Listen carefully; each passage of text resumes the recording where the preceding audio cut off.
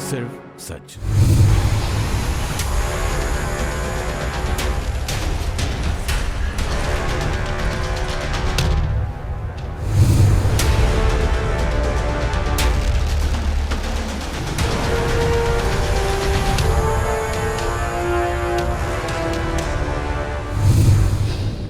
ऊंचे ऊंचे भवन, आसमान को छूने को बेताब ये इमारतें, विकास की बयार जब चलती है तो शहर कंक्रीट के जंगल में तब्दील होने लगते हैं। विकास अपने साथ सिर्फ चमक धमक लेकर नहीं आता, बल्कि उसके कई स्याह पहलू भी होते हैं। अब जरा जबलपुर की इन इमारतों को देख लें तो पहली नजर में ये नजारा आपके मन को ही भा जाएगा, लेकिन इसके अंदर की हकीकत आपको खौफज़दा कर सकती है।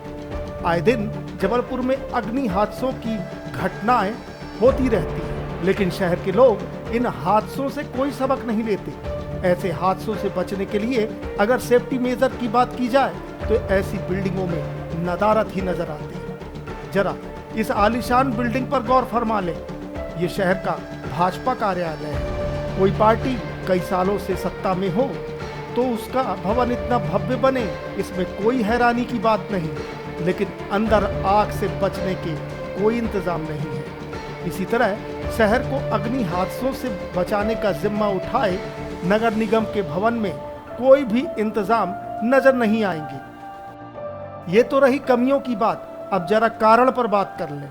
सितंबर 2020 से जबलपुर के अग्निशमन विभाग को फायर सेफ्टी मेजर इमारतों में रखने के लिए एनओसी देने का जिम्मा मिल गया है। तब से लेकर अब तक 24 इमारतों को एनओसी भी जारी की गई है, लेकिन शहर के कितने भवनों में अग्नि हादसों से बचने के इंतजाम है, इसका महकमे के पास कोई जवाब नहीं है। अब ये भी क्या करें, ना तो इनके पास इमारतों में जांच करने का अधिकार है और ना ही सेफ्टी मेजर ना अपनाने वालों के खिलाफ कार्रवाई का हक। ऐसा इसलिए कि प्रदेश सरकार ने अब तक फायर सेफ्टी एक्ट नहीं बनाया है। ऐसे हालात में दमकल महकमा सिर्फ माटी का शेर बनकर रह गया है, जिसके दांत पूरी तरह घिस चुके हैं और नाखून टूट चुके हैं। हैरानी इस बात की ज्यादा है कि देश के 24 प्रदेशों ने फायर एक्ट को अपने अपने प्रदेशों में लागू किया है। जैसे कि आपको जानते हैं कि अभी मध्य प्रदेश के पास में अपना फायर एक्ट नहीं है और उस चीज़ को लेकर राज्य शासन अपने आप में अभी एक्टिवली उस पर कार्रवाई कर रहा है। तो हो सकता है कि भविष्य में ऐसे अकस्मात निरीक्षण को लेकर के कुछ प्रावधान हमारे पास में आए, कुछ ऐसे नियम हमें प्राप्त हों।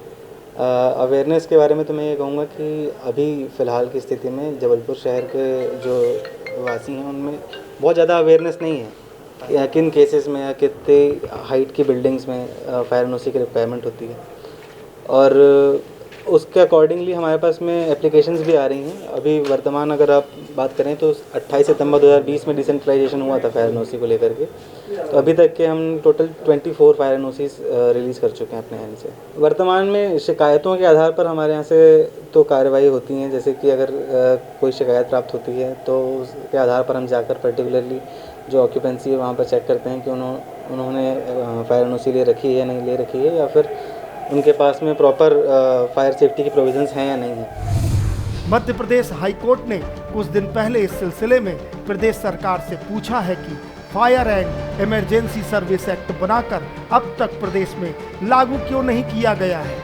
खैर, सवाल यह उठता है कि प्रदेश सरकार देश के अलग अलग स्थानों में हुए बड़े अग्नि हादसों से सबक क्यों नहीं लेती। क्या वह प्रदेश में किसी बड़े हादसे की प्रतीक्षा में है।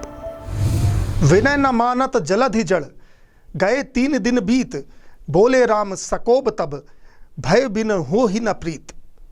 जब तक राम ने बाणों का संधान नहीं किया, समंदर ने भी रास्ता नहीं दिया। इसी तरह मध्य प्रदेश सरकार जब तक फायर सेफ्टी एक्ट नहीं बनाएगी, तब तक अग्नि दुर्घटनाएं रोकने के लिए प्रदेश के लोग जागरूक नहीं होंगे। जबलपुर से कैमरामैन अजय सिंह के साथ Bhaskar Dubey, the Trikal news. सिर्फ सच।